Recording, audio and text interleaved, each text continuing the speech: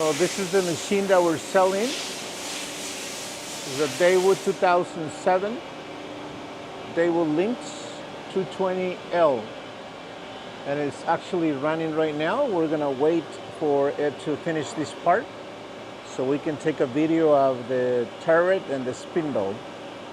It's running really well. It's still holding up 5/10 total tolerance. Okay, so now we're gonna test the spindle and the turret index.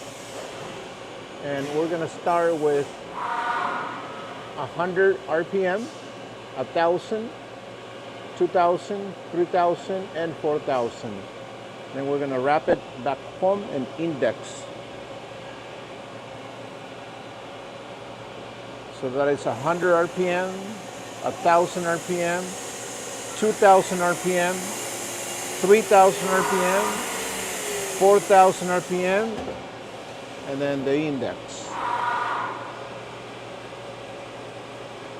Wrap it and index.